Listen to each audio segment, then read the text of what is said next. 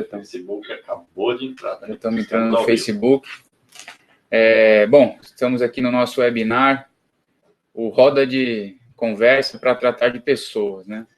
A ideia desse grupo... Bom, primeiro me apresentar, eu sou o Carlos, um dos sócios da Aldisa. Aqui ao meu lado a doutora Daniela, da Monello Advogados, né? Isso. A Kelly, que é a RH aqui da Aldisa. E o Marcos, que também está ajudando aí a gente nessa questão de recrutamento e seleção que a gente está desenvolvendo aqui na Aldisa, específica para o terceiro setor. Então, nós temos aqui um advogado, uma especialista em RH e um psicólogo. Correto. Então, é uma roda de conversa multidisciplinar, porque tratar de pessoas não é muito fácil. Então, a gente precisa realmente estar aqui amparado juridicamente, psicológico, acho que é o principal hoje em dia, né? Parte emocional, e a Kelly que enfrenta aí os desafios de contratar e manter as pessoas. Então, acho que esse é o foco aqui da nossa conversa. É importante que vocês que estão participando perguntem, porque a ideia é, de fato, que seja um bate-papo. Então, eu vou lançar aqui um assunto. Estou me sentindo no Roda Viva aqui. Vou lançar um assunto aqui e o pessoal vai começar a desenvolver sobre aquele assunto. Eu vou estar aqui atento às perguntas que vocês forem fazendo e vou jogando aqui no assunto conforme acontece. O pessoal do Facebook, que não está na plataforma, também pode perguntar no Facebook, que eu estou aqui no celular, eu também vou estar atento às perguntas do Facebook, para que a gente não perca nenhuma pergunta ou discussão. Aproveito aqui o momento também para dizer que a gente lançou ontem, né, Betão, o webinar para quem trabalha com emendas parlamentares e Siconv. Será no dia 12 de novembro, às 3 horas, então já tem aí, já está lançado. Para quem tiver interesse, ou souber de alguém que tem interesse, já estamos também divulgando. Bom, então vamos lá. Vou começar aqui a conversa com a Kelly, que eu acho que é o primeiro momento das pessoas contratar, né? Kelly, quais são, assim, na sua visão aqui, para quem contrata para a Aldisa e para quem contrata para os nossos clientes que contratam a gente no trabalho de recrutamento e seleção, o principal desafio para contratar no terceiro setor, para fazer a contratação correta, para que se evite um turnover, para que a gente tenha as pessoas corretas trabalhando com a gente. Afinal de contas, na faculdade, acho que ninguém aqui aprende o terceiro setor, né? Então, o contratar na nossa área é mais difícil ainda do que contratar em outras áreas, porque acho que poucas pessoas aprendem o terceiro setor. Então, ponho a palavra aí na Kelly, o Marcos e a doutora, fiquem à vontade para debater o assunto a qualquer momento. Olá. Acho que o maior desafio da contratação de pessoas é realmente a definição do perfil ideal, né? Que é desenvolvido não só nas competências da pessoa, né, do candidato, do profissional que vai chegar para desenvolver uma atividade, mas também o perfil da instituição, o que ela tem, o que ela faz, né? Levar esses conhecimentos para o desenvolvimento do perfil também é muito importante, né? Porque se o perfil está muito bem desenhado, não só a parte técnica, mas a parte comportamental desse perfil, ela vai fazer toda a diferença para você fazer uma boa captação, né? Para as pessoas entenderem o que essa instituição está procurando e poderem se candidatar sabendo que elas atendem aqueles requisitos, que elas identificam o que elas vão fazer, quais são as expectativas para aquela posição. Então, acho que o desenho do perfil é a parte mais importante, né, Marcos? Eu acho que não só a parte técnica, mas também a parte comportamental, né? Sim.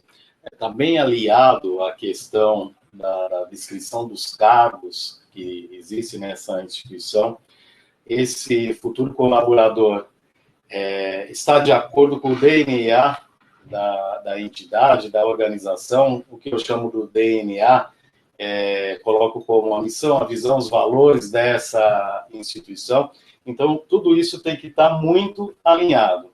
exatamente para não ter essas distorções ao longo do processo, ao longo do caminho.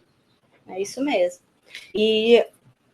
Pode falar? Não, pode falar, depois eu falo. Complemento. Então, tendo esse perfil muito bem desenhado, e a instituição deixando bem claro do que ela precisa, a gente vai para os canais de divulgação, né? Onde a gente realmente vai poder mostrar, né, divulgar esse perfil e poder fazer as captações. E a gente tem muitos canais, né? Hoje a gente tem muitas divulgações nas redes sociais.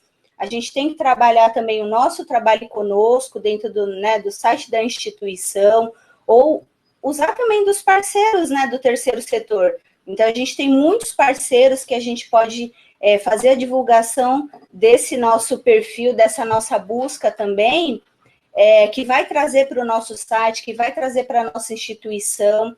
Às vezes, essa própria divulgação chama outras pessoas interessadas em conhecer a instituição, a entidade também.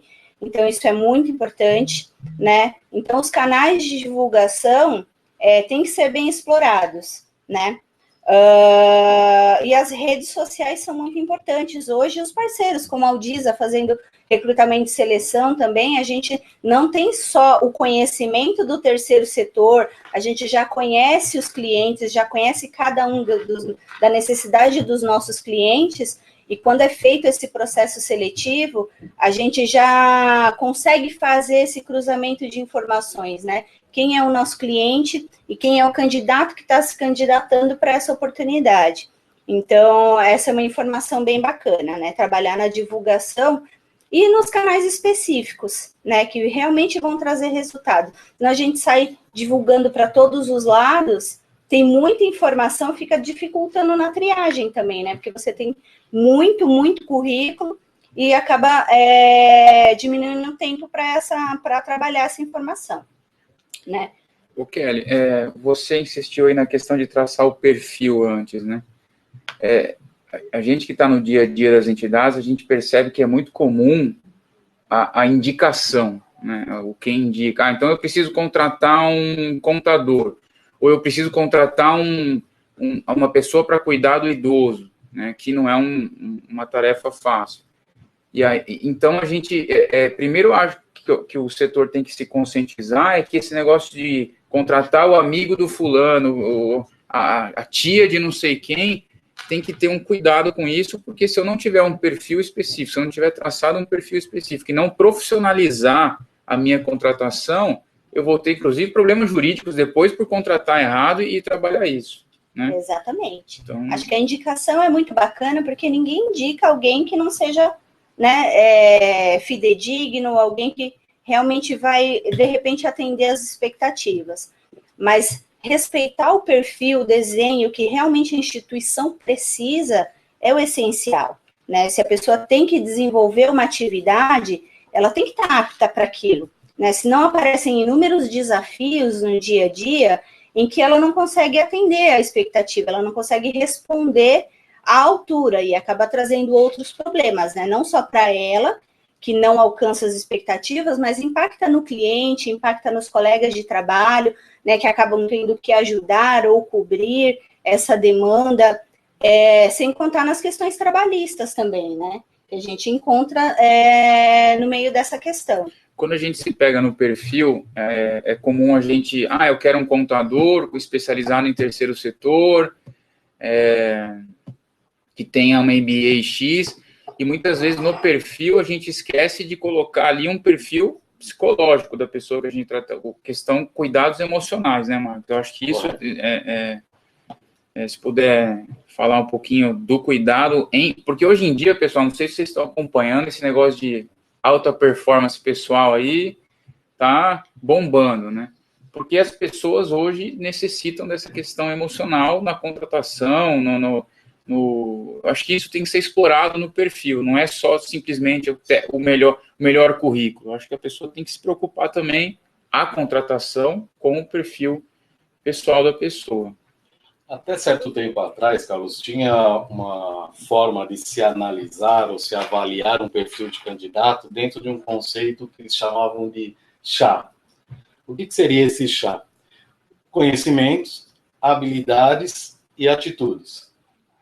E desprezava exatamente essa questão de valores e a questão do emocional ou do entorno que esse candidato pudesse vir a trazer.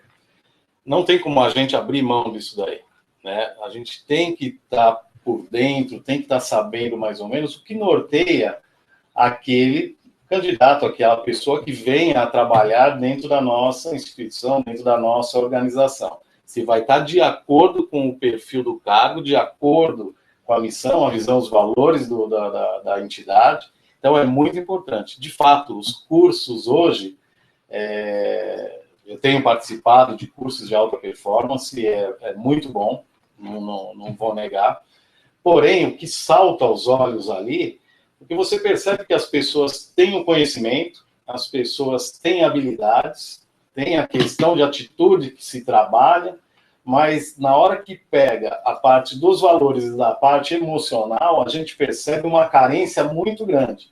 E isso eu acho que eu chamo a atenção para os gestores de seleção de pessoas estarem atentos quanto aos seus futuros candidatos, então mapear os seus cargos ali muito bem delimitados de acordo com o perfil da entidade e estar atento no levantamento dessas questões, através de testes específicos, tem vários testes psicológicos.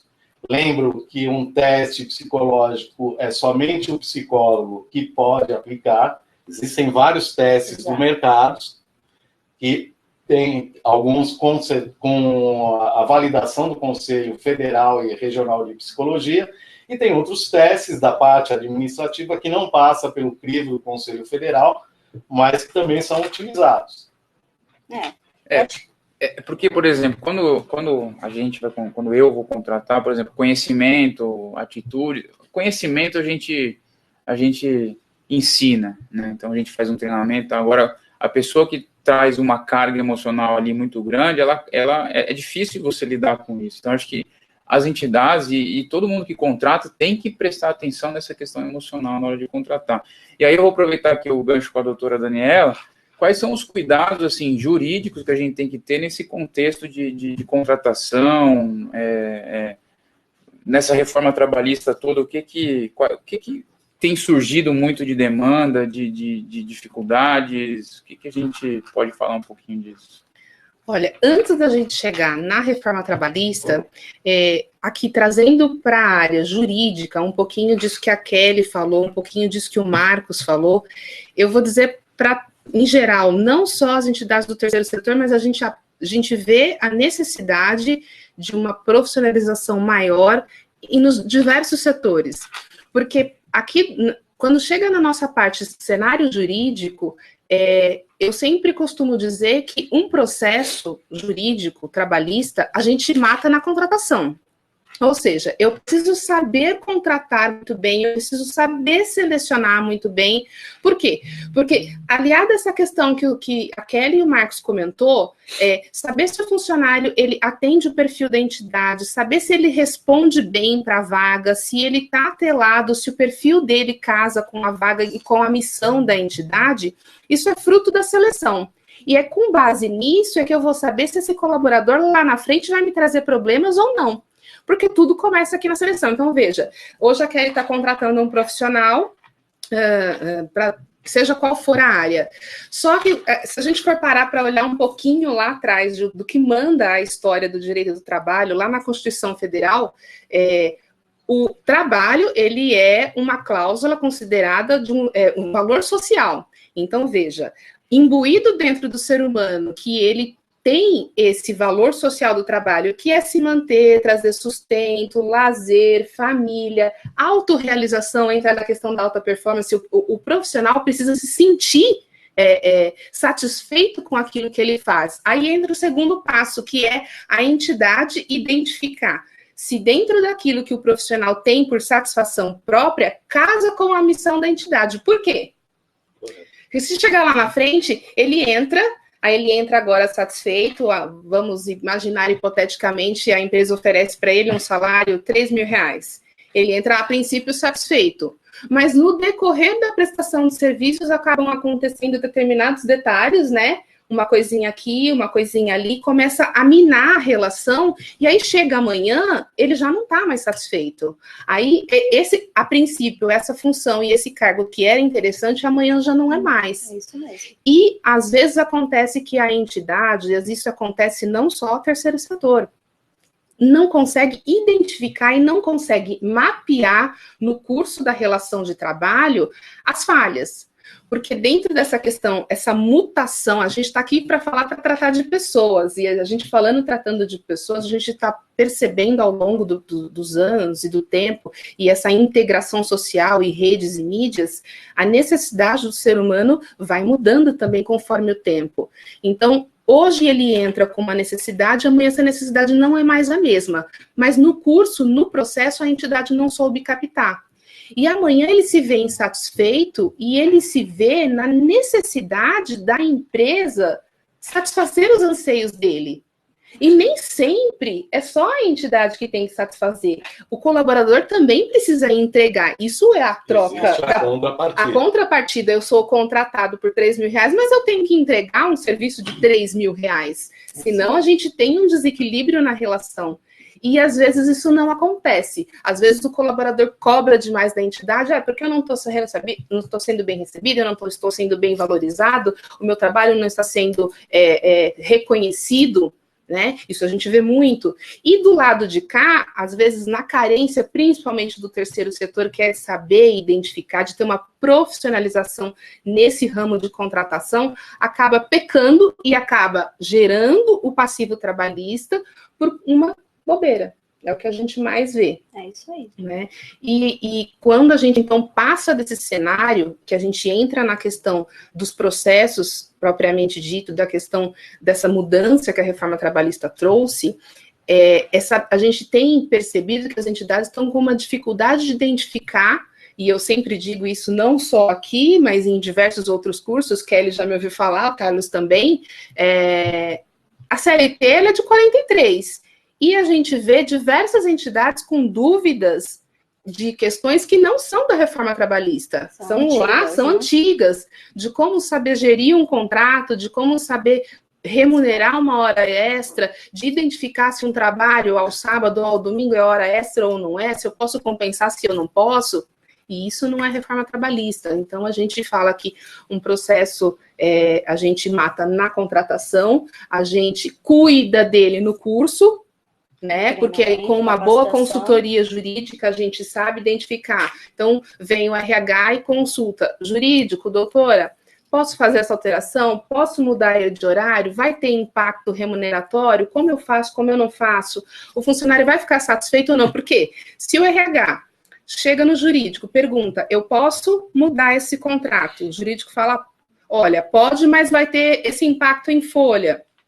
Devolvo para o RH. O RH, de repente, toma um rumo nesse contrato que não é de acordo com a lei e vai impactar o trabalhador, a gente sabe que é certeza lá na frente de ter um passivo trabalhista. Por quê? Porque tudo aquilo que gera impacto, que tira o colaborador da sua rotina, da sua esfera de trabalho, de vida, porque o trabalho você impacta na vida do ser humano. Não pode, se a gente está dizendo isso aqui, não é uma brincadeira, né?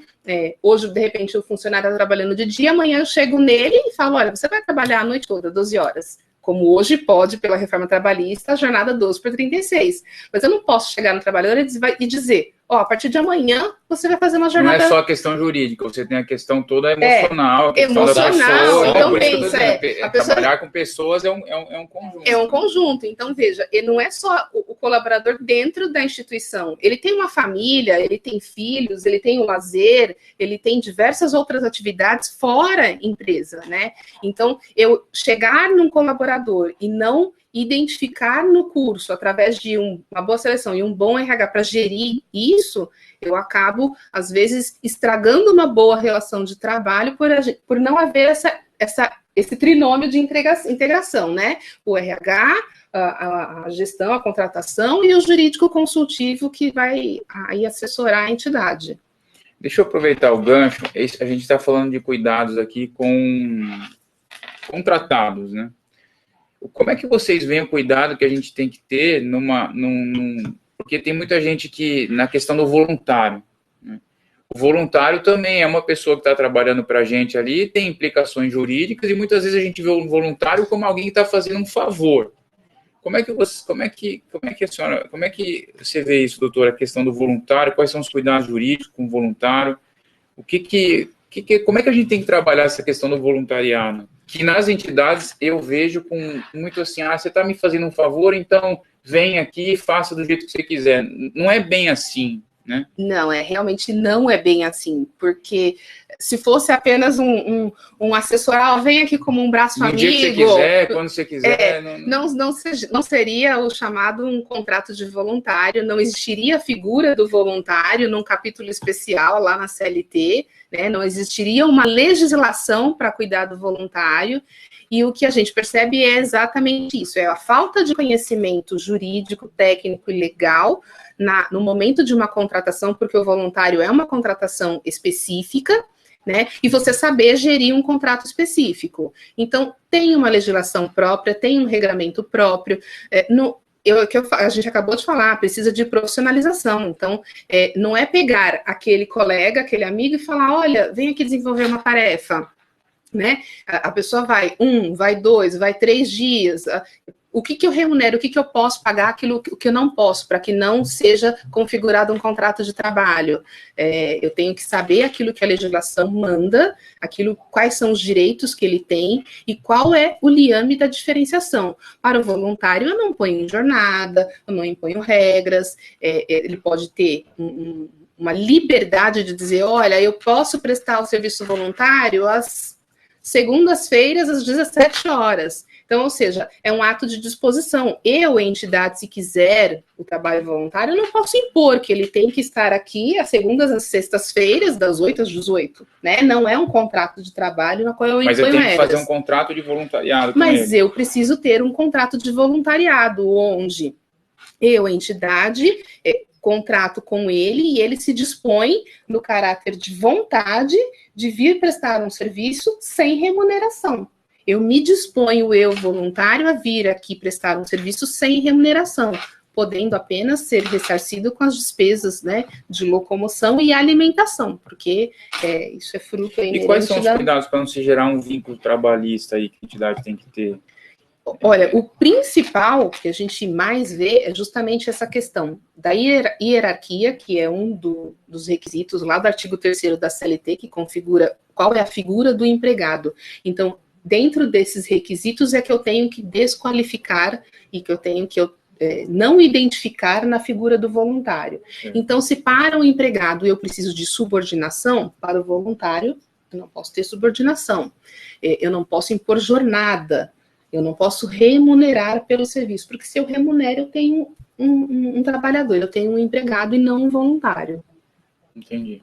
Eu acho que isso impacta bastante também, tenho certeza que impacta bastante também na sequência de certas atividades que o voluntário não pode assumir uma atividade que ele não possa dar uma sequência. Seria um colaborador efetivo, por exemplo, que ele precisa de uma sequência, de uma regularidade, do cumprimento de uma carga horária para poder entregar certos trabalhos que impactam na qualidade da prestação de serviço da entidade também, né? Exatamente. Então tem que ter bastante cuidado ao escolher qual atividade que o voluntário pode exercer ou não e entrar dentro dos critérios jurídicos. Exato, né? Porque se for uma atividade que eu preciso de constância dentro da minha entidade, veja, é a mesma coisa, como você comentou, quais cuidados que eu preciso ter para contratar um contador? Se eu sou uma entidade e eu preciso de um contador, é óbvio que se é uma atividade inerente, eu não posso ter um voluntário desempenhando uma atividade que é inerente à minha entidade, né?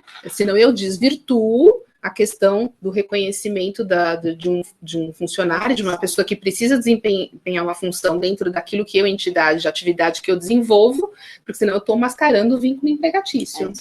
E o contador, ele tem responsabilidades técnicas que é difícil você não ter uma subordinação, você não ter uma sequência. Então, é como eu costumo dizer para as entidades, é difícil você...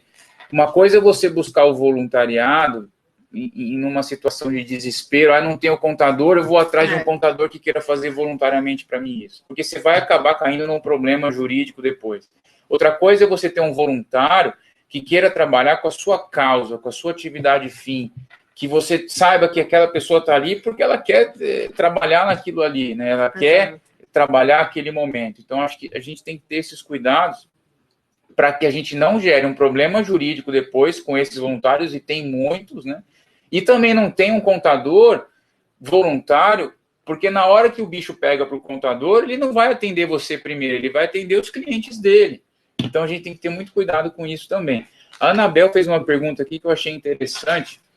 Qual a orientação para situações em que colaboradores querem também ser voluntários? Então, a pessoa ali, ela é colaboradora, mas ela também quer ser voluntária. Como é que vocês veem essa questão? Juridicamente. Quem vai dar a vez para responder primeiro uma pergunta importante da Anabel? Eu gostaria só de fazer uma colocação também, que a gente não pode desprezar que para ser um voluntário, a pessoa precisa ter a aptidão para aquele cargo como voluntário. Exatamente. É isso que eu falo, o voluntariado não vem cá me ajudar, tem que ser profissional, inclusive, na questão de trazer o voluntário. Porque se você colocar um profissional, por mais boa vontade que ele tenha em se voluntariar dentro de uma entidade, dentro de uma organização, às vezes ele não tem o perfil de ser um voluntário para aquela atividade fim. Então, tem que se tomar muito cuidado com isso, porque, às vezes, colocando uma pessoa que não está adequada ao processo, ao trabalho ali, que vai ser desempenhado, você pode desestruturar todo o trabalho daquela organização. E tem impactos, inclusive, naqueles que são assistidos. Então, tem que tomar esse cuidado também. Não é porque eu quero ser voluntário que eu tenho aptidão para cuidar do idoso. Eu tenho que ter uma formação mínima para isso, para poder fazer isso, né? Então, voltando para a pergunta da Anabel, eu acho que a gente começa a responder, porque assim, eu acho a pergunta importante, porque você tem a pessoa trabalhando das 8 às 18 com você. Para ela ser voluntária, ou ela vai ser depois das 18, ou ela vai ser no final de semana. Concorda? Porque ela está ali comigo das 8 às 18. Sim. Se ela estender depois das 18 para atender uma atividade voluntariada, se isso não ficar muito claro, daqui a pouco a pessoa vai pedir hora extra no sábado, no domingo. Quais são os cuidados? Como é que você vê isso? É uma pergunta boa. Ou tem outro detalhe também, né? Se ela for exercer esse voluntariado, a empresa, né, a entidade libera ela no horário de trabalho para realizar esse trabalho voluntário, tem que tomar bastante cuidado também para não dar um desvio conflito de função. Então, isso também é um detalhe que às vezes passa despercebido. E a gente sabe que na hora que a pessoa quer ser voluntária, está ali de coração aberto, quer fazer, mas depois, e aí? Não, mas eu trabalhava na hora do almoço, não, mas eu trabalhava de sábado. Quais os cuidados jurídicos que a gente tem que ter para isso não virar um problema trabalhista depois? Você vê, a gente já, nos minutinhos no bate-papo, a gente já pegou aqui algumas situações que a gente vai identificar e o perfil. Veja, eu tenho um colaborador, ele exerce para mim uma função numa jornada de trabalho. Cuidado jurídico, a gente acabou de comentar, como que eu vou distinguir o que esse colaborador está fazendo? Então, a gente acabou de falar lá atrás a importância de se ter um contrato. Por quê? Porque no contrato do voluntariado eu vou descrever qual é a função que ele vai exercer. Então, voltando lá atrás, vamos pensar hipoteticamente numa defesa, num eventual pedido de uma reclamação trabalhista, num pedido de reconhecimento de vínculo, então eu vou precisar de duas provas. Uma prova será o contrato de trabalho, onde eu vou descrever qual a função que ele faz para mim como empregado, e dois, esse contrato de voluntariado, onde vai estar descrito qual a função que ele atuava como voluntário. Então, em primeiro lugar, eu preciso sempre ter contrato por escrito. Voluntário é sempre contrato por escrito. Dois, que é importante, o que a gente acabou também de falar e de identificar. Pense agora com a cabeça como se fosse um magistrado. Eu estou aqui recebendo um processo trabalhista onde o funcionário diz, eu trabalhava das 8 às 18 no setor da faxina e eu era voluntária também fazendo faxina, mas aí a faxina eu fazia ali apenas no estoque. Como que a gente distingue se a função que ele faz como voluntário é exatamente a mesma que ele faz durante a jornada dele de trabalho? Então, a gente percebe que aí a gente pense numa empresa agora, como você, empresa, vai fazer para provar ao juízo que aquele trabalho voluntário não era decorrente ou uma jornada extraordinária da própria função dele de seletista. Então, a segunda orientação importantíssima é que o trabalho voluntário a ser desempenhado dentro da entidade em que a pessoa também é colaborador não seja atrelado à sua própria função. São dois requisitos importantíssimos, contrato e não ser a mesma função. Então, a pessoa é faxineira, ela não pode ser voluntária a fazer faxina, depois do expediente. Depois do expediente, porque senão é hora extra, não é voluntário. Anabel, não sei se esclareceu aí, eu acho que, em resumo, a gente tem que pensar que o voluntário ele tem que ser, inclusive, contratado de forma profissional e tratado de forma profissional, e não simplesmente alguém ali, tá? Outra pergunta na questão do voluntariado, da Jussara, lá no Facebook. É verdade que para ser voluntário na entidade, a pessoa tem que comprovar que não depende em nada desse trabalho voluntário ou que ele tenha uma forma de remuneração? Olha, vou dizer propriamente que a pessoa tem que comprovar para a entidade que não depende disso. O que é segurança jurídica da entidade, como a gente está conversando, é realizar o contrato por escrito de voluntário, onde um contrato bem elaborado, né, de acordo com a necessidade, descreverá na cláusula que não haverá remuneração, apenas o reembolso das despesas que a lei permite, né? E aí isso é inerente à própria função.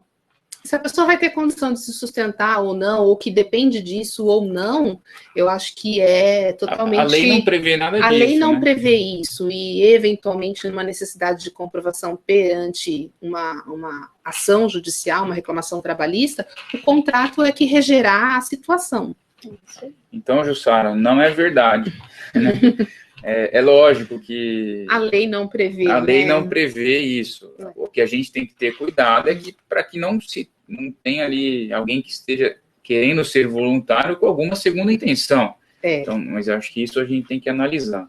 Mas essa segunda intenção, embora seja um contrato de voluntário, aqui o jurídico sempre orienta o departamento pessoal e o RH a também participar desses contratos e de fazer uma gestão, né? Acompanhar esses contratos é super importante também, porque, como a gente falou, o voluntário não serve ser qualquer pessoa, tem que ser uma pessoa que se identifique com a atividade, com a função a ser desempenhada, a questão emocional para se trabalhar também um contrato voluntário, porque vamos parar para pensar nessa hipótese da pergunta feita.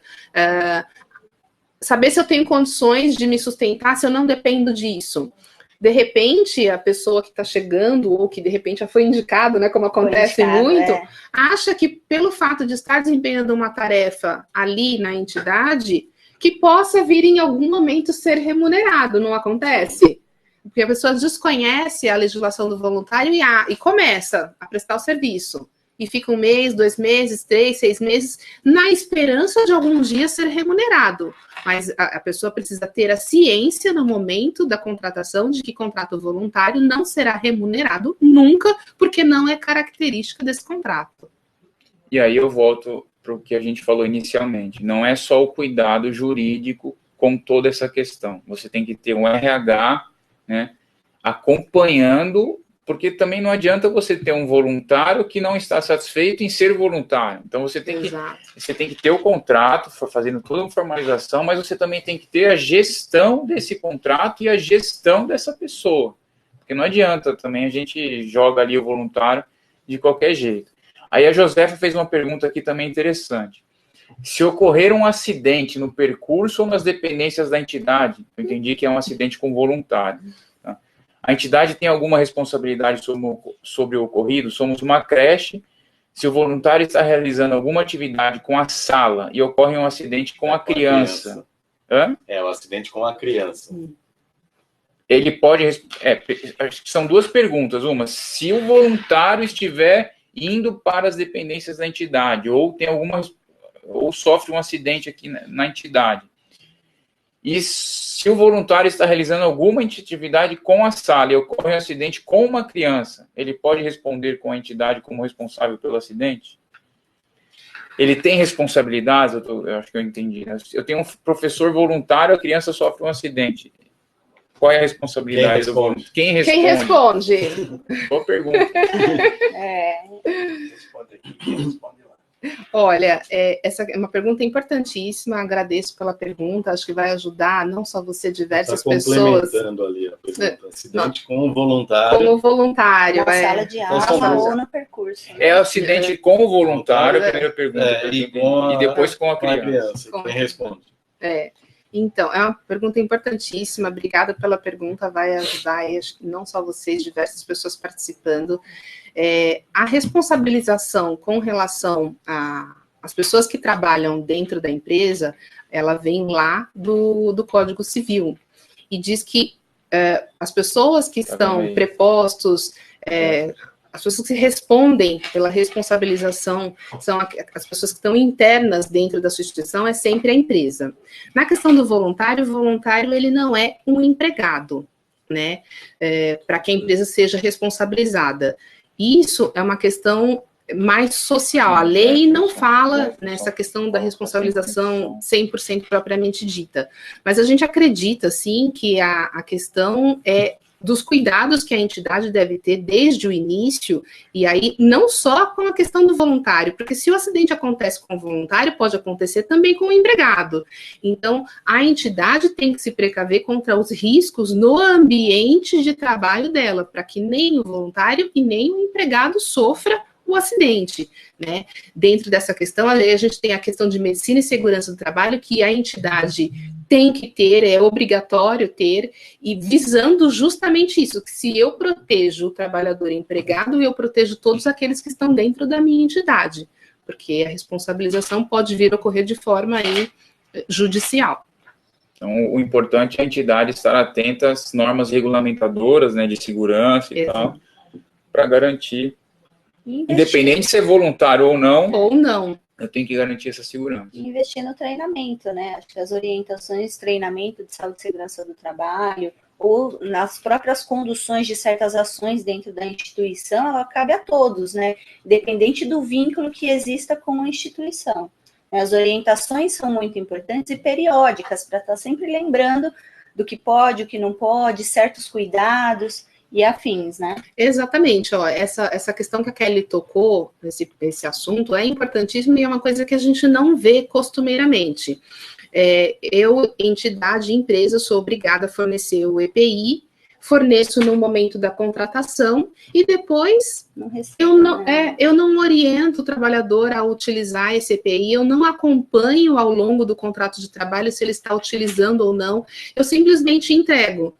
Só que quando chega lá na reclamação trabalhista que vai ser feita a perícia, o perito acaba, no momento da perícia, encontrando que o trabalhador recebe o EPI, ele não recebe orientação de como utilizar. Então, veja, aí nesse caso, eu, empresa, serei sim responsabilizada, porque eu tenho obrigação de entregar o EPI, de orientar o uso e de fiscalizar e cobrar. Porque eu sou o empregador e eu tenho que gerir a prestação pessoal do serviço, justamente visando a minimizar o risco.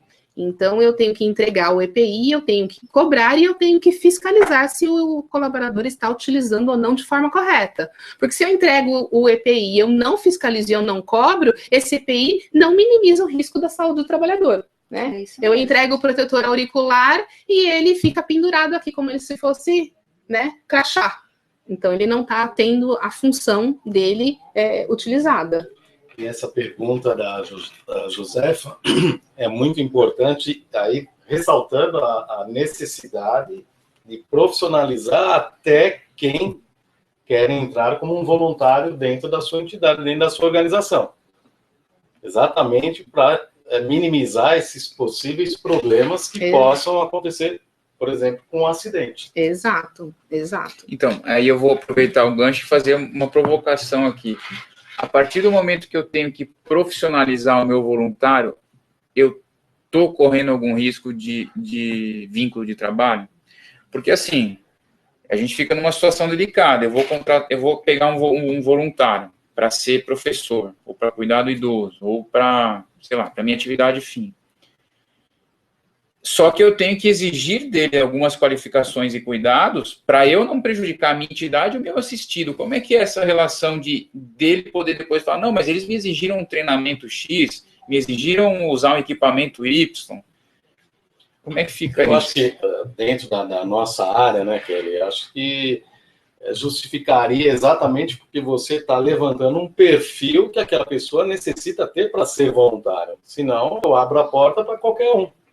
É justamente o que a gente falou no começo. O voluntário não pode ser qualquer pessoa com boa vontade.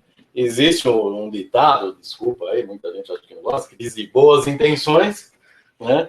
Sim. O inferno está cheio. Então, vamos com calma. Acho que tem também, acho que a prestação desse serviço de voluntariado tem que ter uma qualidade, tem que ter uma eficiência com pessoas de fato capacitadas para inclusive, serem voluntárias. Ele envolve o treinamento e também ele tem que se enquadrar dentro das políticas das instituições que não impacte na questão trabalhista. E aí é importante, juridicamente, eu amarrar tudo isso no contrato com ele para que ele depois não cobre o vínculo. Exato. Que é a pergunta que a Arlete está fazendo. Eu gostaria de saber, mais de 2 dias por semana do voluntário implica em direito trabalhista? Olha, a lei não fala em quantidade de dias, né? A lei fala não, o que o voluntário não pode é preencher os mesmos requisitos do funcionário previstos lá na CLT, que é habitualidade, pessoalidade, onerosidade e subordinação. O principal requisito para eu descaracterizar o contrato voluntário para um contrato seletista é a subordinação, né?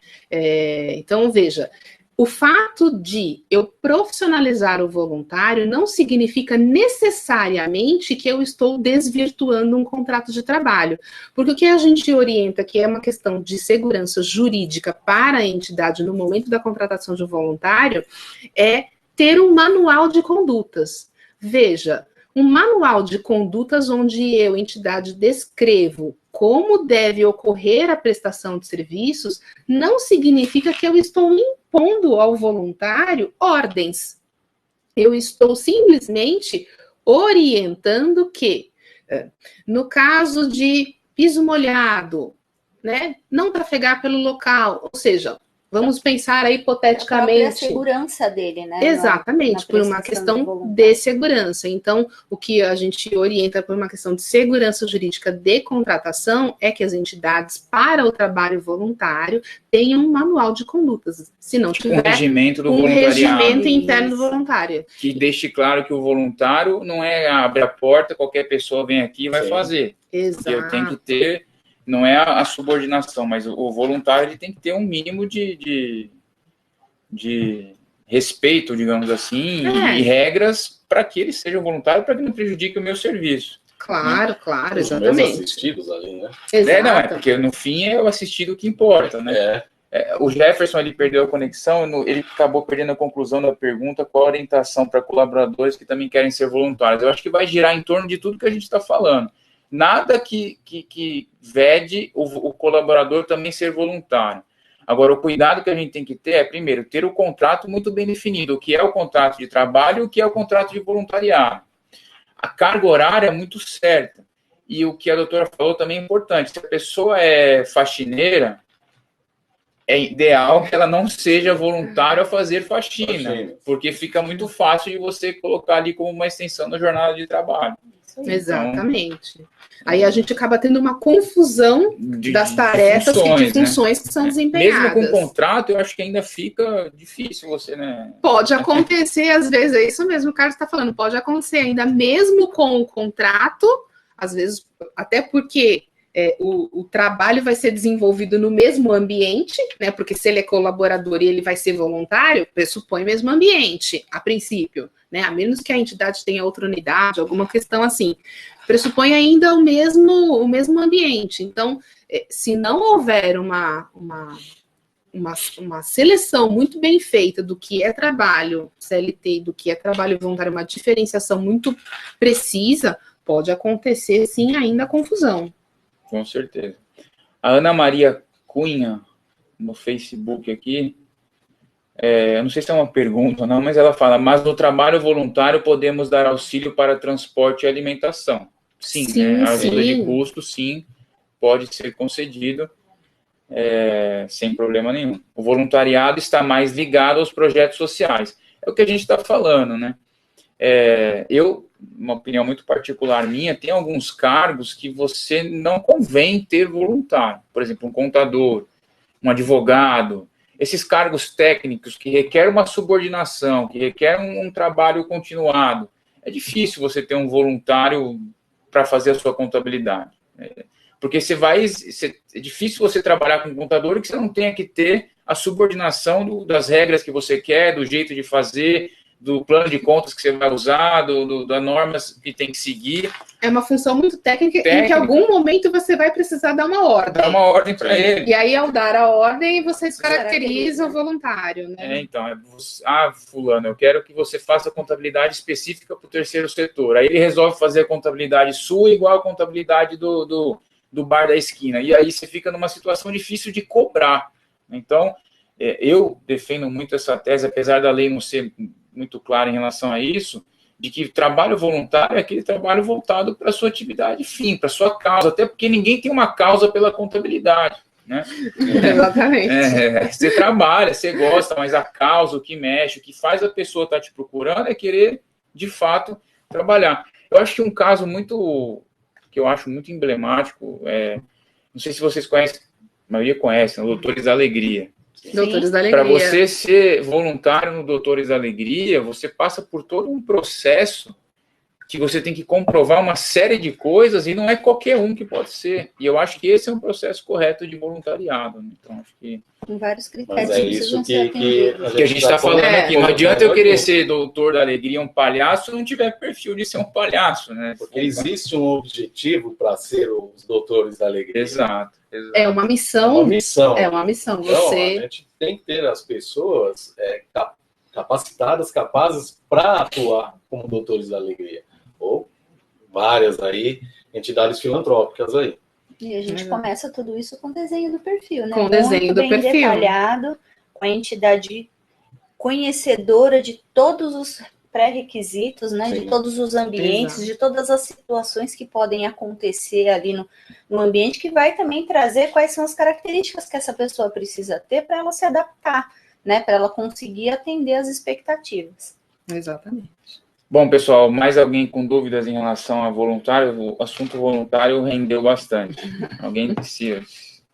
Aproveitem que eu gostaria de puxar um outro gancho aqui, que tem muita gente perguntando para a gente no dia a dia as questões sindicais, né? E aí eu vou aproveitar esse espaço aqui, que eu acho que é um importante momento para esclarecer, porque me parece que tem sindicato que está até dando um jeito de cobrar de uma outra forma. Acho que o sindicato das filantrópicas aí, esses dias chegou para mim o meu conhecimento isso daí. Como é que está essa questão sindical, doutora? É obrigado, não é? Pago, não pago? Como é que está essa questão com a reforma trabalhista? O que está acontecendo? O que a senhora pode... Olha, após o primeiro momento do cenário da reforma trabalhista, ficou aquela dúvida, pode, não pode, desconta, precisa da autorização do funcionário, depois veio a medida provisória ficou um tempo em validade, depois perdeu a validade, foram diversos momentos, né, até chegarmos hoje qual o cenário que encontramos hoje. Não pode ser efetuado nenhum tipo de desconto, a menos que seja autorizado pelo funcionário, sempre e em qualquer situação. Lá, o artigo da reforma trabalhista fala muito claro que o funcionário não pode sofrer nenhum desconto sem prévia e expressa anuência. Então, veja, e tem isso é um estudo e a interpretação que a gente faz da lei. No artigo 611, se eu não me engano, lá o da reforma trabalhista, tem um inciso que fala que a convenção coletiva não pode estabelecer nenhum tipo de desconto, impor, né, fazer constar, o sindicato não pode fazer constar em convenção coletiva nenhum tipo de cláusula que estabeleça desconto sem prévia e expressa anuência do funcionário. Então, veja, estamos aí tendo conhecimento de que há, sim, sendo efetuado algumas cobranças por alguns sindicatos, instituídas via convenção coletiva, tá? No nosso entendimento, de acordo com a interpretação, o texto da lei, nós entendemos não ser uma cobrança legal, por isso orientamos que as entidades não efetuem nenhum desconto se não houver anuência expressa do colaborador, porque se isso chegar a uma reclamação trabalhista e for cobrada a devolução, se o desconto não for autorizado, depois a entidade será chamada a ressarcir. Perfeito. Todo mundo ouviu aí? Porque o que chove de e-mail para a gente perguntando em relação a isso é uma grandeza. Aproveitando aí a mensagem que o nosso Betão aqui colocou, o webinar ele vai estar disponível, está lá no Facebook, para quem quiser assistir depois, e semana que vem no canal da Udisa no YouTube. Aliás, quem não curtiu ainda nosso canal no YouTube, esse é o momento para chegar lá o sininho para vocês e falarem disso. A Jocelene pergunta, boa tarde, e a contribuição patronal? Contribuição patronal não teve mudança, né? Não teve mudança. Para quem não tem os SEBAS, né, para quem tem que pagar, não mudou nada. Não mudou nada, exatamente, e a reforma trabalhista nessa questão, a mesma situação, tem que haver expressa anuência daquele que se dispõe, que é a parte a pagar, patronal a pagar, né? Então, nada alterado nesse sentido. Certo, Jocelaine. Sobre essa briga com o novo Cinebref. Em que assunto especificamente? A Anabel perguntou ali, o novo Cinebref. Em que especificamente, Anabel, essa briga? Chegou para mim, acho que essa semana, um cliente do Sindicato das Filantrópicas, acho que foi, que eles estavam, eu não lembro agora, o subterfúgio que eles estavam usando para cobrar realmente este sindicato tem nos assediado para recolhermos a patronal para eles. Veja, as entidades do terceiro setor nunca foram obrigadas ao recolhimento da contribuição, né? Tem o capítulo lá específico que esse tipo de instituição não está obrigada ao recolhimento.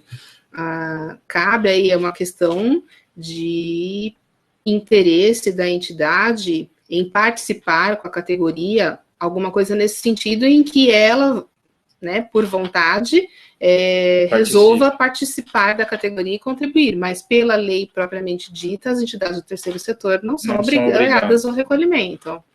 A Cristiana perguntou, recebemos uma cobrança benefício familiar que caracteriza o desconto do sindical. É devido ao recolhimento? Benefício familiar, desconto de contribuição sindical, é devido? Olha, é isso que a gente está... como o Carlos falou, estão havendo vários outros subterfúgios para que seja uma forma de cobrança. Como eu comentei na resposta da pergunta da questão da contribuição sindical. O texto da lei veio muito claro, como eu disse para vocês, que o colaborador não pode sofrer nenhum desconto sem prévia expressa anuência. E a convenção coletiva não pode instituir nenhum tipo de cobrança que não seja autorizada pelo funcionário.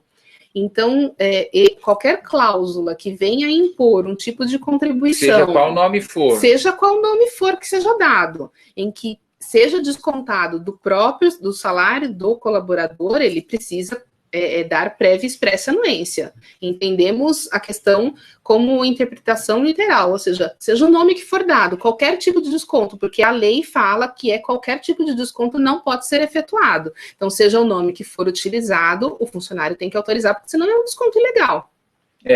Aí o Deni, oi Dani, tudo bem? Colocou aqui, conseguiu acesso pelo Facebook, que bom. O Cinebref coloca agora como contribuição assistencial. O valor ficou bem maior que a patronal.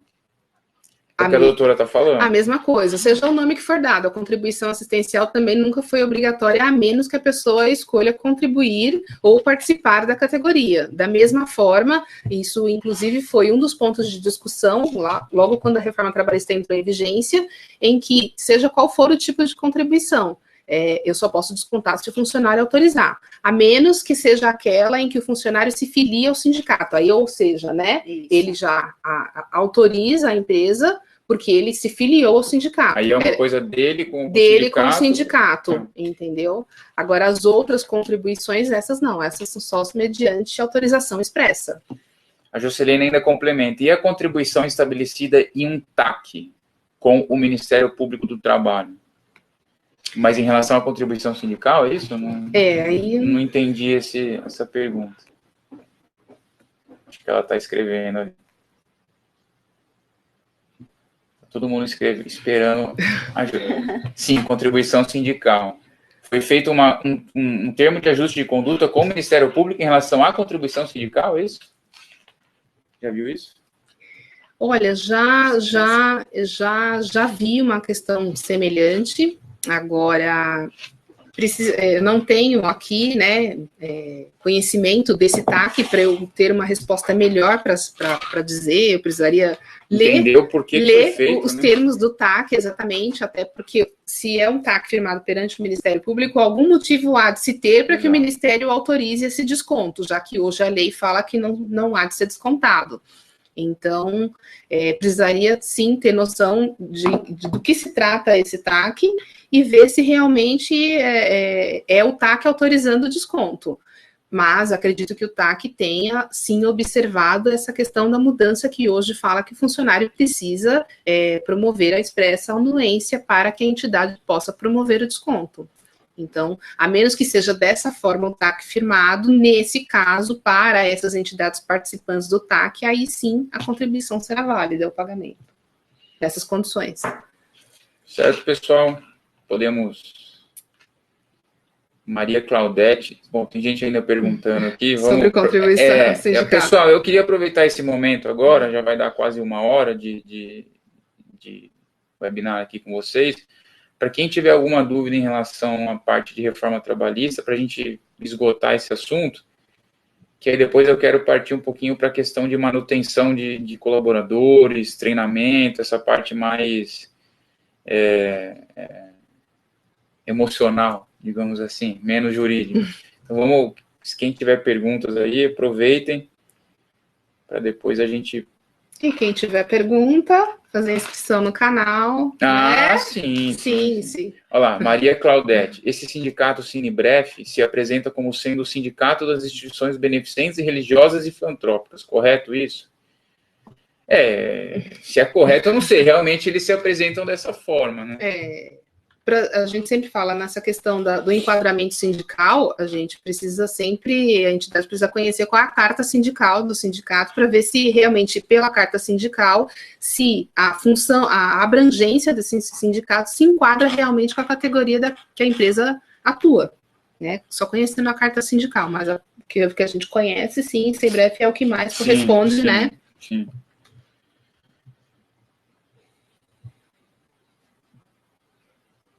Mais alguém com dúvidas em relação a essa parte mais jurídica? Eu acho que esse é o momento aí.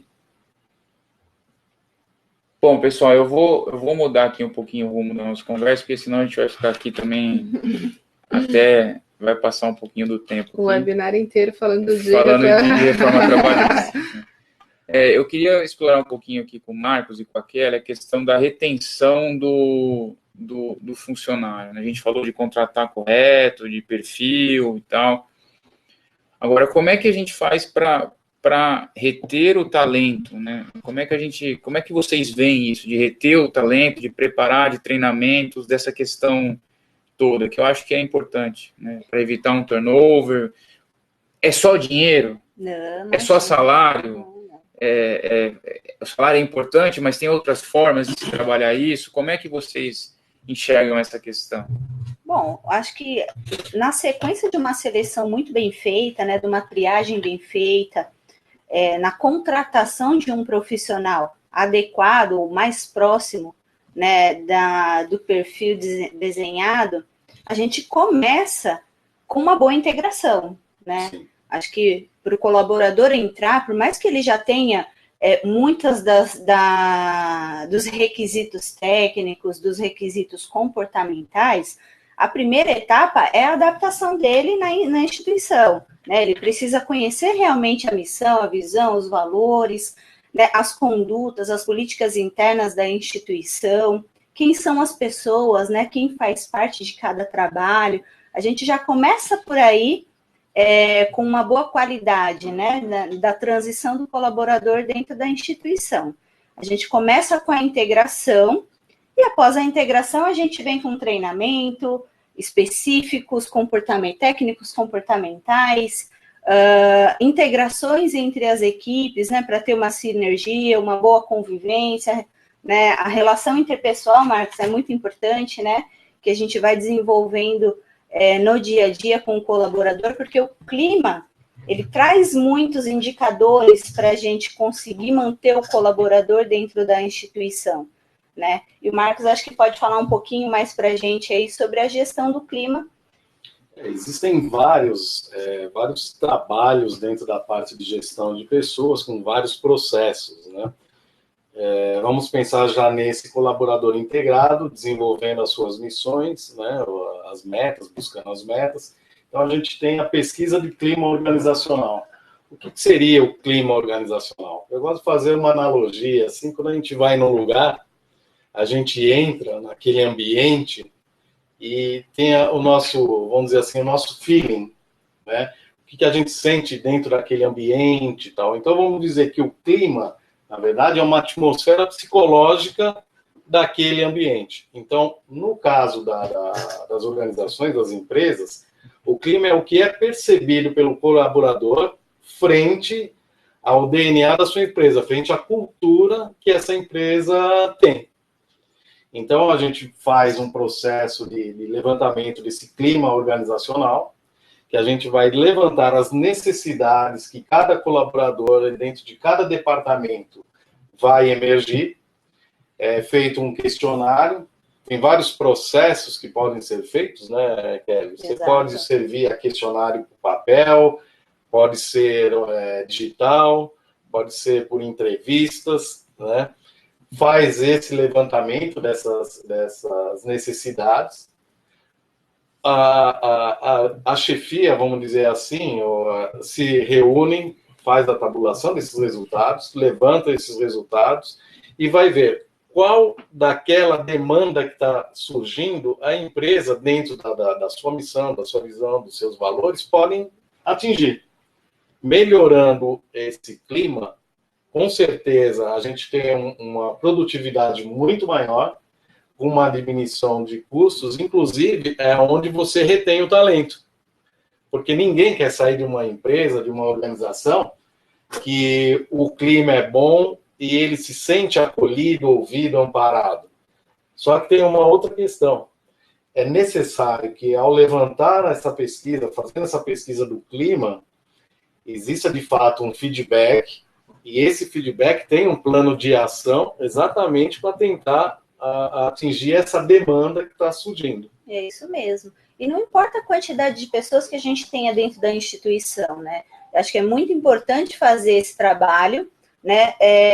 A única coisa que vai mudar de acordo com a quantidade de pessoas que tenha dentro da instituição é talvez a metodologia que seja utilizada para aplicar e também com base no quanto a instituição pode assumir algumas ações. Porque algumas ações, elas não exigem um investimento financeiro, né? Às vezes é só uma mudança de comportamento, às vezes exige o próprio feedback, né? Às vezes, muito da insatisfação do colaborador no dia a dia é o feedback, é o dia a dia mesmo, né? Como eu estou indo, o que a organização quer de mim, isso é muito importante. E às vezes é numa pesquisa de clima que a gente descobre isso. Faz, né?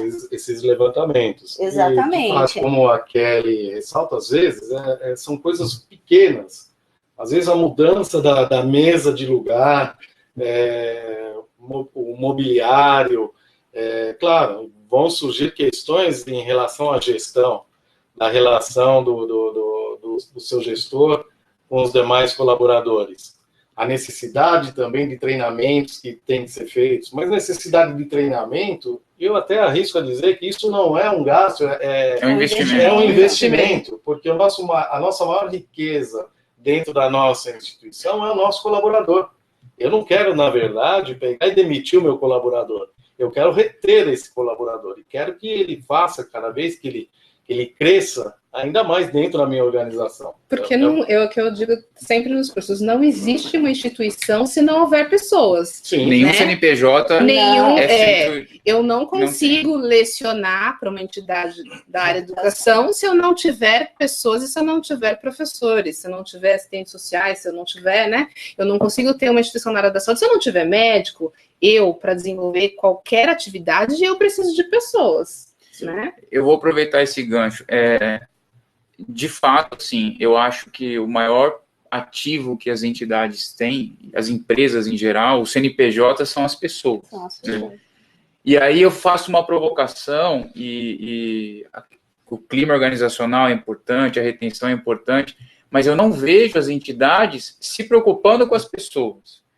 Então, assim, é bonito falar, o clima organizacional é importante, mas dá trabalho, é caro, tem que fazer o quê? Mas às vezes são pequenas ações ou pequenas perguntas, só que se a entidade não se preocupar em institucionalizar um cuidado com pessoas, a gente vai sempre estar trabalhando... Gera passivo trabalhista vai gerando, também. Além de gerar o passivo trabalhista, você está perdendo dinheiro, porque toda vez que você demite alguém, contrata alguém, você gastou, perdeu o tempo, perdeu a pessoa. Então, pessoal, vejam bem, a gente está aqui disponibilizando o nosso tempo gratuitamente, né, para falar de pessoas. Nós temos milhares de pessoas empregadas no terceiro setor que lidam com pessoas, e apesar de ser um número bom, nós temos um universo aqui de 100, 150 pessoas vendo a gente. Será que talvez as pessoas não tivessem que estar se preocupando um pouquinho mais? Não tem custo nenhum. Né? Então, assim, é esse o ponto que eu quero chegar. É importante que as pessoas se preocupem em se preocupar com as pessoas. Né? Essa fala do Carlos, e aliado ao que o Marcos e a Kelly disseram, que eu venho chamar a atenção dos internautas, de quem está participando e das entidades, porque muitos processos trabalhistas, eles acabam se tornando processo, acaba existindo o pedido de hora extra, acaba existindo o pedido, algum outro pedido, mas necessariamente não era essa a intenção do processo. O processo, no fundo, esse não era o processo. O processo, ele existiu porque eu quero, de alguma forma, penalizar aquela empresa, porque lá atrás eu não fui atendido, eu não fui satisfeito, eu como pessoa, em algum momento a empresa não recebia valorização. A gente está falando aqui em tratar das pessoas, e isso que a Kelly e o Marcos disseram é importantíssimo quando a gente para pensar que hoje a maioria das doenças ocupacionais, as doenças do trabalho, elas são fruto exatamente da entidade, da empresa, que ela deixou de olhar o colaborador como pessoa. Então, dessas relações do trabalho, exatamente. Eu estou aqui sentado, como o Marcos deu exemplo, a cadeira não está de acordo, a mesa está posta, às vezes, numa posição que não me é favorável, e eu, empresa, não fui observadora, não soube olhar para o meu colaborador como pessoa, e às vezes era um cuidado mínimo, bastava eu girar a mesa. Mas não, eu fui conivente empresa, eu fui conivente com uma situação que não era benéfica ao meu trabalhador, e com isso eu acabo gerando uma doença do trabalho, porque existem duas coisas diferentes, Carlos. Existe a doença do trabalho, aquela que é uma doença física, e existe a doença ocupacional, que é a doença emocional, que é o principal disso que vocês estão falando. Eu não sou valorizado, eu não sou atendido, eu não recebo feedback, eu não sei se o meu trabalho está bom ou não, porque geralmente acontece muito isso. Eu sou cobrada, porque você não entregou a tarefa, porque isso não está de acordo, mas eu, colaborador, não sei o porquê que eu não estou atingindo o que a empresa espera de mim. E aí entra nessa parte que é extremamente fundamental, a empresa saber o que ela quer do funcionário, saber aquilo que ela quer desempenhar, qual é o o meu know-how como empresa, como entidade, aquilo que eu quero atingir, o meu fim, com prestação de serviço por excelência, para que eu saiba o que cobrar do colaborador. Então, eu preciso conhecer 100% precisamente o meu trabalho, para eu conhecer 100% precisamente o que eu quero daquele colaborador. E nesse liame, aí eu saber também tratar a questão do ambiente de trabalho, que é extremamente importante. Então, eu posso, às vezes, ser silente em empresa e desenvolver uma doença ocupacional nesse trabalhador, ou seja, aí ele acaba nessa questão emocional, que é o que a gente está tratando aqui, o funcionário desenvolver um problema emocional, porque a gente está vendo cada vez mais crescente a questão da depressão no ambiente de trabalho, a síndrome de Burnout, que é o esgotamento pelo trabalho, e às vezes o esgotamento não é porque o trabalho é excessivo. Às vezes o esgotamento acontece porque o colaborador, ele fala para a gestão, olha, isso não está bom, olha, isso não está legal, olha, está acontecendo isso, olha, a gente está precisando de material. E às vezes não tem resposta. Canal de comunicação, não tem o canal de comunicação, não tem resposta. Chega um momento em que acontece o esgotamento, o trabalhador se vê cansado por esses motivos e por mais outros, e aí culmina na reclamação trabalhista, que às vezes o fundo nem era verba trabalhista, é verba emocional. No fundo é difícil você ver alguém entrando doente pelo trabalho excessivo. Muitas vezes é porque é a relação com o chefe, é o assédio moral, é a falta do feedback, é a falta do receber, aquela insegurança. O fato de estar trabalhando muito, não. Mas é importante que as entidades se preocupem com esse tipo de situação. E não é de hoje para amanhã vou me preocupar com isso, que a gente está insistindo desde o começo. É profissionalização, é se preocupar e se preocupar com as pessoas. Não adianta falar, vou me preocupar e eu não criar um ambiente de RH, de psicólogo, enfim, de clima organizacional em relação a isso. É o ambiente de trabalho sadio. É um ambiente de trabalho sadio, porque com certeza, num ambiente de trabalho sadio, as pessoas não vão ligar e não vão te cobrar hora extra depois de trabalhar das 8 às 18. Não é sempre isso que acontece. A Vera fez uma pergunta aqui que eu achei legal. Acho que a resposta é difícil, acho que o Marcos pode, mas eu achei... Como desenvolver um trabalho visando o cuidado com as pessoas, principalmente quando um funcionário tem um adoecimento. Bom, pelo que eu entendi, é um funcionário que ficou doente, uma depressão, e não é reconhecido pelos pares ou coordenadores, a tal da doença que ninguém enxerga, né? Eu não sei se é isso que ela quis perguntar, mas como é que ela... Uma pergunta difícil, acho que quem pode ajudar a gente é o Marcos. Como que a gente desenvolve um trabalho para que as pessoas entendam que a depressão é uma doença?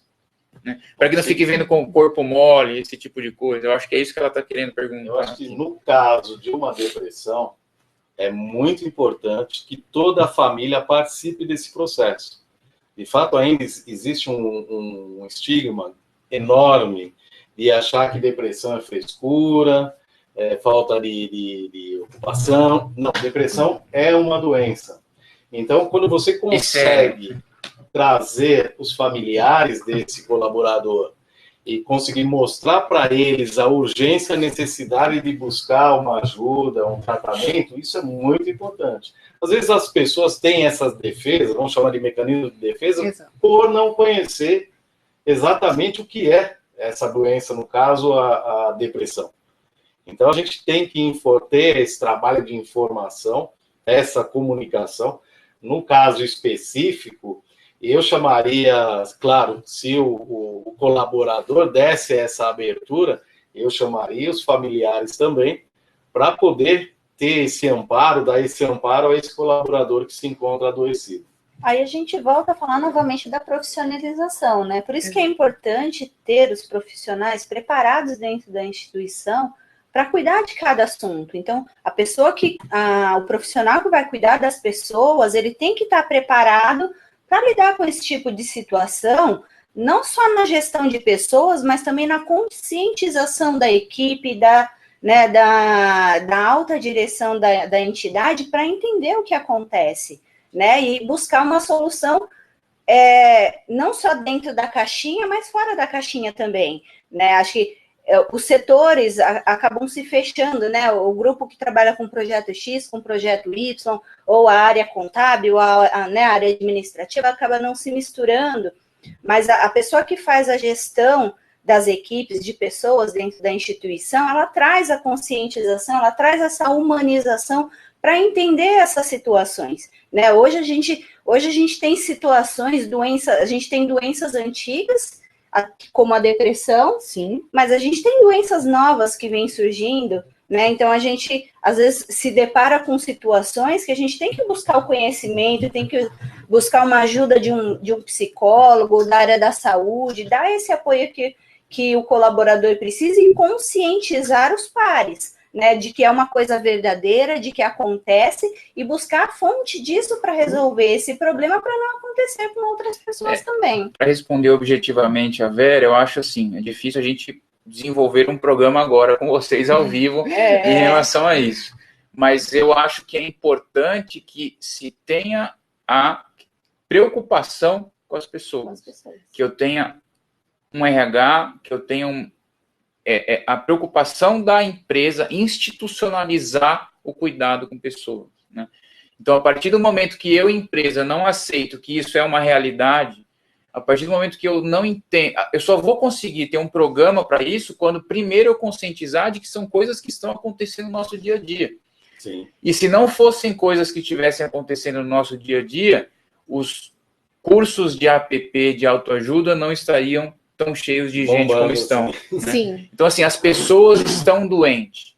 Com certeza, o colaborador ao seu lado, muitas vezes, está doente e ninguém está enxergando aquilo ali.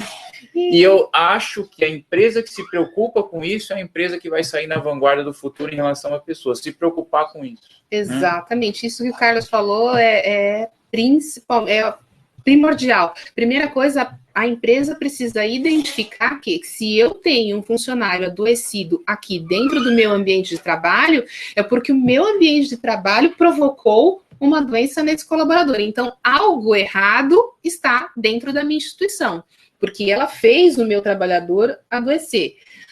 O que acontece muito é que, às vezes, e acho que o Carlos vai concordar comigo, vocês acompanham aí, participam das auditorias, às vezes a gestão, a alta cúpula, a diretoria, desconhece a forma de agir do gestor intermediário. Sim. E o gestor, não acontece? E o gestor intermediário, que é o superior hierárquico do trabalhador, é ele que lesiona o colaborador, e às vezes a alta gestão, a alta cúpula nem sabe, tá achando que tá lindo e maravilhoso, né? Passa, vê o colaborador sentado e cabisbaixo. Chega no superior hierárquico, que é o intermediário, e fala: aquele seu colaborador está sempre cabisbaixo, está sempre... Aí parte a motivação da dispensa, mas que às vezes nem sempre soube qual é o motivo, né? Isso primeiro acontece muito. Tentar resolver, entender e remediar, né? Por isso que é importante se atentar exatamente nessas políticas, esses projetos de análise do clima organizacional. É uma escadinha. Porque você favorece essa comunicação. Você cria um ambiente de cuidado de pessoas, é o que eu estou insistindo aqui, né?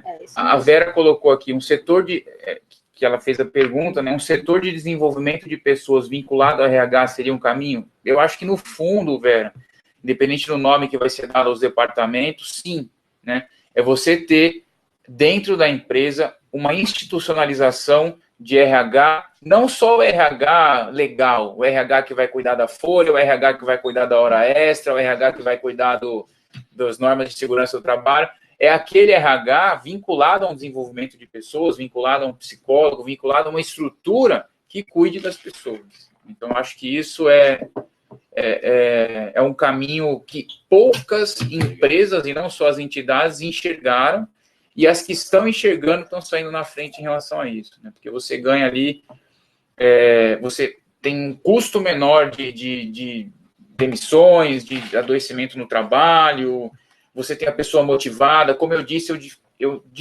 difícil você ter aquela pessoa que motivada não trabalha correto, que entra com processo e tal. Exato. Só que a motivação não é uma coisa que se faz assim, de hoje para amanhã, é um processo, profissionais especializados, programas especializados, volto a dizer, é preciso que as entidades se preocupem em se preocupar com as pessoas, né? E não é simplesmente querendo. Tem que ter um programa, né? Institucionalizar. Muita gente ainda vê um RH como um DP. Exato. É diferenciar o RH do DP. É diferenciar. Um é totalmente burocrático. Papelada, né? Papelada, legislação. Folha, benefício, O outro não, o outro vai fazer a gestão de pessoas. E tem muita gente ainda que coloca, não chama nem o grupo de departamento de gestão de qualidade. Exato. Ainda. Então, mas a gente, tendo essa possibilidade de já estar discutindo essas questões aqui, é um avanço muito grande para as nossas instituições aí. É ter um RH efetivo, atuante, desenvolvendo o projeto para cuidar das pessoas dentro da sua própria entidade. E aí entenda-se RH, recursos humanos e não departamento de pessoal, porque muita gente confunde isso. Eu colocar um caso, um colega meu, dentro de uma empresa dele, tinha um funcionário muito bom, uma capacidade técnica e até de se relacionar com as pessoas muito boas. Só que tinha um problema. Esse colaborador ele não conseguia cumprir os horários de entrada no trabalho. E quantas pessoas passam por isso? E eles queriam mandar embora. E esse meu colega entrou em contato comigo e falou, pô, Marcos, eu estou chateado, vou ter que demiti-lo, porque ele é um bom profissional, ele tem uma facilidade de relacionamento muito boa, e demitir ele vai ser uma perda. Só que aí a gente está naquele dilema, né? Ele não está cumprindo exatamente com aquilo que é proposto. Aí eu conversei com esse meu amigo e eu falei assim, posso dar uma sugestão? Chama ele para conversar, relembra quais eram as questões foram levantadas naquela entrevista de seleção. Quando ele foi selecionado, que ele foi aprovado, onde ele aceitou trabalhar para a empresa e a empresa aceitou contratá-lo, quais foram as regras daquele contrato? Combinados, as regras. Então, tinha um horário, tinha tudo especificado. Esse meu amigo, pô, não tinha, Marcos, fica parado para pensar nisso. E ele fez essa devolutiva com esse colaborador. É o tal do feedback. É o tal do feedback. O colaborador, na devolutiva para ele, falava assim, pô, mas você sabe que eu não me atentava? Para mim era só 5 minutos. Só que era uma somatória de tempo. Né? Então, esse meu amigo falou, olha, a gente está o combinado com você está sendo cumprido ali, tudo certinho, só você não está cumprindo a sua parte. Existe algum problema com a empresa? Nesse momento, ele levantou várias questões que incomodavam ele, e era uma forma, uma defesa, como a gente fala na psicologia, que ele, tipo, eu vou para aquela empresa com um peso. Insatisfeito, não sei o que e tal. E ele teve um feedback depois, trabalharam, levantaram de fato essa questão que esse colaborador levantava, e de fato estava acontecendo, minimizaram exatamente esses efeitos. E esse colaborador até hoje, ele está lá na empresa e super produtivo, batendo meta lá em cima. Então, tem que estar atento a essas coisas, essa comunicação que tem que ter, né? Eu vou contar um caso também que eu achei interessante. A gente foi chamado para fazer uma análise numa entidade que o gestor chegou para mim e falou assim, que eu estava fazendo trabalho. Carlos, eu sou uma empresa só, eu tenho 2 gerentes que administram as mesmas coisas com equipes diferentes. Né? Só que um produz X e o outro produz Y. O que está acontecendo? Aí a gente foi lá, entrou na entidade, viu, pessoal, e era basicamente o quê? A forma de um dos gerentes administrar as pessoas era diferente do outro administrar as pessoas. O gerente que dava feedback, o gerente que sabia, que se preocupava com as pessoas, o gerente que tinha um papel ali, ele não era o RH, mas a preocupação dele não era a parte técnica, a preocupação dele era com que os funcionários dele estivessem bem para produzir. Esse fazia com que os outros produzissem muito mais no mesmo ambiente, na mesma empresa, na mesma situação, do que o outro que era mais burocrata, era mais horário, menos humanizado. Então, para mim foi um case que a gente analisou interessante, porque assim, dentro do mesmo ambiente, na mesma empresa, nas mesmas condições, e aí eu tenho certeza que se invertesse as pessoas, porque uns diriam, mas a equipe do outro é melhor. A equipe do outro é melhor porque ele fez com que a equipe fosse melhor, ele se preocupou com pessoas. Então, acho que esse é o motivo, inclusive, aqui da nossa discussão. Pessoal, faltam aí 6 minutos para terminar, deu 1h24 até agora, até que rendeu. Eu fiquei preocupado de que a gente não fosse conseguir estender tanto o assunto, mas quando a gente começa a falar de pessoas, a gente vai longe, né? Com a última pergunta ali da Anabel, ou se alguém tiver mais alguma aí, aproveite. Como lidar com a frustração do colaborador? Digo, todo colaborador espera uma promoção, um aumento de salário, mas não é possível beneficiar e premiar a todos. Como falar este não de forma que ele não fique decepcionado e desanimado? Bom, eu acho que passa por tudo que a gente conversou até agora, né? Você ter um RH atuante, um RH conhecedor da empresa, do que está acontecendo, e fazer ele entender que o porquê que ele não teve a promoção. É uma questão técnica, é uma questão comportamental, uma questão financeira da empresa, e aí não tem o que se fazer. Então, acho que é o feedback, né? É você simplesmente não falar o não, mas explicar o porquê do não, por que está acontecendo aquilo. Não sei se concordam, mas é como eu vejo a... Primeiro, você tem que levantar exatamente quais são as necessidades e se, de fato, essa necessidade é uma bonificação de salário, ou às vezes é outra coisa. Isso tem que fazer esse levantamento das necessidades. Através do clima, você consegue isso daí. Existem muitas empresas que cometem o erro também de prometer coisas sem ter a segurança que aquilo vai ser cumprido. Isso é um grande erro, porque aí você coloca uma expectativa no seu colaborador e se não é cumprido, exatamente, isso destrói o clima, destrói aquele potencial, não só daquele colaborador, mas de um grupo como um todo. Então, alinhar exatamente essas políticas, se tem política de premiação, ou se de fato era para vir uma premiação e teve um contratempo, eu acho que a melhor situação possível é a verdade. A transparência, a verdade e o feedback. É chegar e falar, gostaríamos tal de cumprir aquilo que foi acordado, porém aconteceu isso, de forma transparente se coloca. Acho que o próprio desenho da estrutura também justifica, né? Porque tem entidades que têm uma estrutura que possibilita o crescimento profissional, né? De você ter um estagiário, um assistente, um analista que pode ir crescendo. Tem entidades que não têm essa estrutura de tantos cargos, né? Ela tem uma pessoa dentro daquela função, a atividade que ela realiza supre todas as necessidades e não tem como desenvolver um plano de carreiras dentro daquela posição. Então, tudo isso é uma coisa que também tem que ser analisada, né? Se existe a estrutura, se tem as ferramentas para avaliar também o desempenho dele, para justificar se o desempenho dele atende ou não uma promoção, uma bonificação, ou que a entidade possa alcançar para ele naquele momento. Acho que é um pacote de situações que precisam ser criadas e esclarecidas, desenhadas, né? Para que isso possa ser justificado para o sim e para o não, né? Sim, ela começou a pergunta dizendo como fazer para lidar com a frustração, né? Porque o funcionário espera promoção, espera aumento de salário, mas veja, eu acho que principalmente na questão da promoção, isso que a Kelly falou é importantíssimo, desenhar, porque é no momento da contratação em que a entidade, vai matar isso. Porque só frustração porque ele não teve... Porque ele não conheceu desde o início.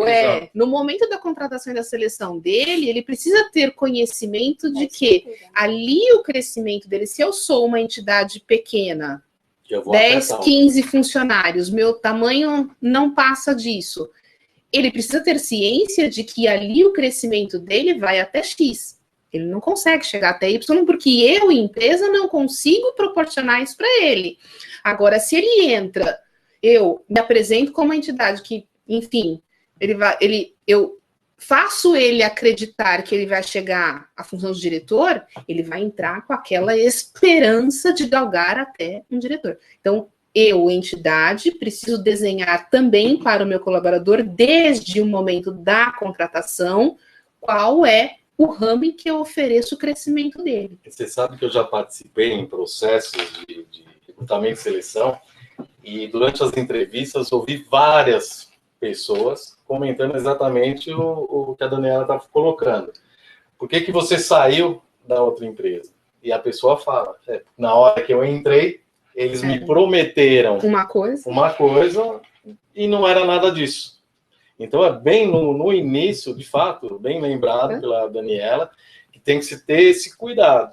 O cuidado não é só na hora de eu contratar, o cuidado é eu me vender também, como empresa contratante. Não adianta você pintar, adorar um negócio que você não vai conseguir fazer. Exatamente. A Vera, pelo que entendi, o primeiro passo para identificar o que precisa ser feito seria uma pesquisa do clima organizacional, correto? Eu entendo que não chamaria nenhuma pesquisa de clima, mas um diagnóstico organizacional, um diagnóstico de RH, um diagnóstico de clima. O clima é o reflexo exatamente. Vai te dar uma foto da sua situação ali, do grau de motivação que o seu colaborador tem da sua instituição. Exato. É o reflexo da motivação do colaborador. Como ele enxerga hoje a organização. A gestão dele, Exato. toda a organização. Vai te permitir conhecer o problema. E a partir daí você trabalhar em cima dele. Já começa anteriormente, nos processos de recrutamento, seleção, aí vem clima, vem avaliação de desempenho. Por exemplo, eu achei interessante, muita gente não percebe que todo mundo hoje pega um Uber. Né? O Uber te dá quando você conclui a sua viagem, avalie o nosso motorista. A estrutura, né? tudo. Isso daí já é uma avaliação, no caso, aí já estaria entrando numa avaliação de 720 graus, que é uma coisa nova ainda hoje. Né? Hoje tem a avaliação de 180 graus, 360 graus, né? E vai agora 720 graus, que é as pessoas de fora avaliando o seu colaborador. Exatamente. O cliente, né? O final. Mas eu começaria, acho que é interessante... Mas para eu saber que eu estou com problema de avaliação, faz parte de tudo isso. Faz parte de todo esse... A partir do diagnóstico, eu vou pensando vários tipos de falta de avaliação, falta de feedback, falta de... E tem uma questão que a gente não pode esquecer, que o clima organizacional não é estático, ele é mutável. E, às vezes, dentro de uma organização, que está dividida em vários departamentos, às vezes um departamento está legal e o outro não. A questão, por exemplo, que você estava colocando. Um gestor ali saía muito bem com seus colaboradores. A mesma empresa, mas com dois. O outro não. Diferentes. Então, é legal a pesquisa do clima exatamente para pegar essas questões que emergem. E é interessante que, uma vez feito essa pesquisa do clima, pelo menos a cada 6 meses se faça, exatamente por essa questão de mudança, né? É muito interessante também, por exemplo, que seja uma empresa de fora, não que seu gestor não possa fazer essa pesquisa do clima. Mas ele é parte. Mas uma empresa de fora não está contaminada ou pode, né, não contaminar pelo olhar daquela ou alguma questão emocional, psicológica em relação a um outro funcionário. A avaliação imparcial. É bem mais imparcial. Não que o colaborador ali, o gestor daquela empresa não possa fazer. Pode fazer. Se tiver um grau de isenção interessante. Ou seja, não é simplesmente fazer o diagnóstico, é lembrar que nós estamos tratando de pessoas que estão mudando a todo momento. Então, a gente tem que ter essa preocupação constante. E ter uma maturidade de entender que aquelas questões que vão surgir naqueles questionários, na verdade, estão vindo exatamente do que as pessoas estão sentindo. Exatamente. Então, saber ter essa maturidade de reconhecer e se reciclar. Exatamente. Agora, não adianta, lembra que não adianta fazer uma pesquisa de clima se não tiver um plano de ação depois e ser executado esse plano de ação. Porque aí cai em descrédito, aí piora ainda.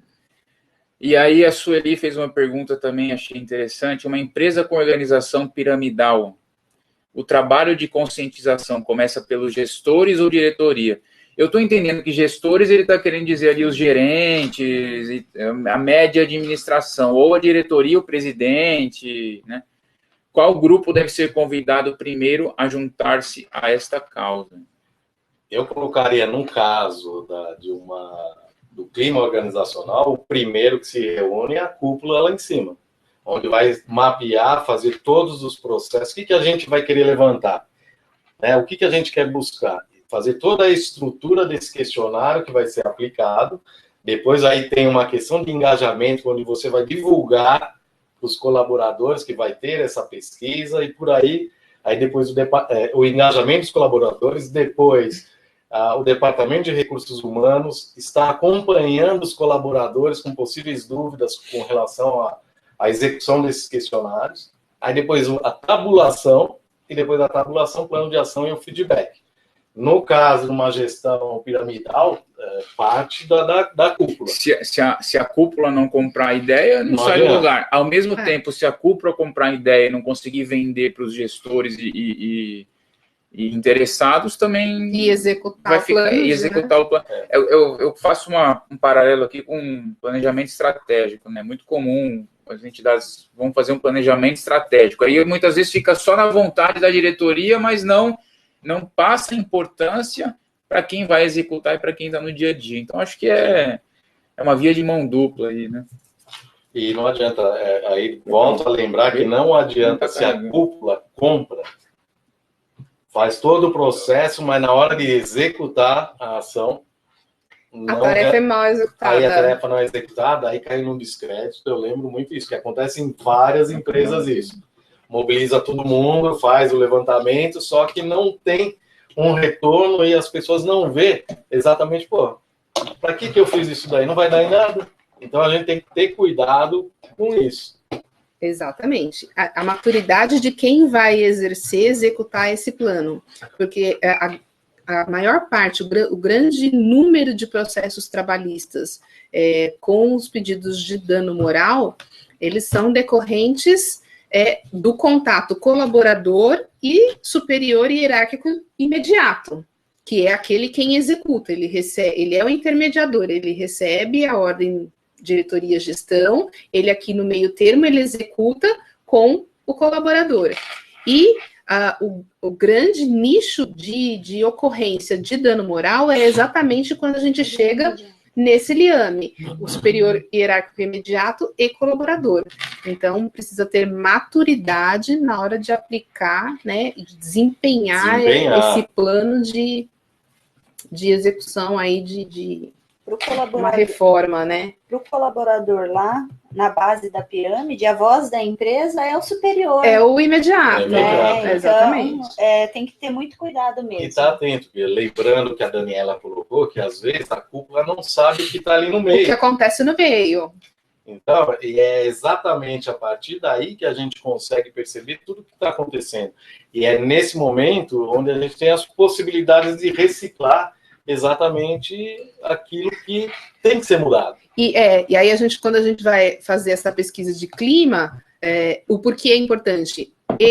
Né, aqui gestão, diretoria aqui superior, tô vendo todo mundo desmotivado e às vezes a causa dessa desmotivação não é a empresa, é o gestor. E aí você vai demitir 50, 60, 70 funcionários? Não, você demite que às vezes é o gestor que não está sabendo lidar com os seus, né, seus liderados. Pegar até o exemplo da pessoa que tinha perguntado ali, que a gente entendeu como uma questão de depressão. Ali eu coloco que a responsabilidade da empresa também, de repente não fazer nada, como que os outros colegas que estão ao redor dele olham isso, né? De repente o seu colega adoentado e de repente vê que a empresa não faz nada. Então, isso também pode minar o clima. Pode, desmotivar. Com certeza. Então, tem que estar muito atento a essas questões, sim. Bom, pessoal, acho que é isso, né? 1h40. Eu achei que a gente não conseguia ficar 20 minutos falando aqui. Vou ser muito sincero com vocês, não fizemos script nenhum. A ideia era a gente bater um papo aqui, e conforme fosse surgindo os assuntos, a gente fosse desenvolvendo. Eu acho que passamos aí pela parte trabalhista, por essa parte emocional, foi bacana. Muito obrigado, as dicas foram muito valiosas. Obrigado, Solange. Obrigado, Vera. Bom, nós vamos terminar. Para quem não conseguiu ver inteiro, ou quiser repetir, ou quiser passar para os gestores de vocês, né, para alguma conscientização, isso aí vai estar no nosso YouTube, daqui uma semana mais ou menos, lá editado. No Facebook já está gravado, tá? Então fiquem à vontade para acessar. Agradeço a participação de todos. Alguém quer fazer mais alguma observação? Fiquem à vontade. Quero agradecer a participação, agradecer as perguntas, agradecer a integração. Se não houvesse as perguntas, não teria motivado aqui. Não ia dar 1h40. Exato. Então, quero deixar meu obrigado. Obrigado, Carlos. Obrigado, Kelly. Obrigado, Marcos. Uma equipe fantástica. Meu agradecimento. Eu também quero agradecer e quero lembrar ainda uma fala do Carlos, quando ele citou de ser caro. Ser caro o RH não é caro. Acho que tem que ser incentivar o RH. Né? Fazendo um bom trabalho, onde você ampara as pessoas, contrata as pessoas de acordo com o perfil da sua organização. Sai mais barato do que ter problemas lá na frente. Eu costumo dizer que é igual o dilema de Tostines, lá, lembra que é mais fresquinho, porque é mais gostoso? Eu não tenho bons profissionais porque eu não tenho dinheiro, eu não tenho dinheiro porque eu não tenho bons profissionais. Então, fica aí a provocação. Sim. Né? Eu quero agradecer também, espero ter esclarecido algumas dúvidas. Qualquer coisa, entre em contato aí com a gente. Né? Estamos à disposição. Lembrando que dia 12 temos um webinar sobre emendas parlamentares, 12 de novembro, e estamos aí para lançar um também do aspectos jurídicos e do terceiro setor, e muito provavelmente em outubro ou logo mais aí a gente deve surgir com algum webinar assim, de última hora para falar sobre o andamento da PEC paralela, da questão das imunidades que estão aí em pauta no Congresso, tá bom? Muito obrigado a todos, até mais e fiquem com Deus. Obrigada.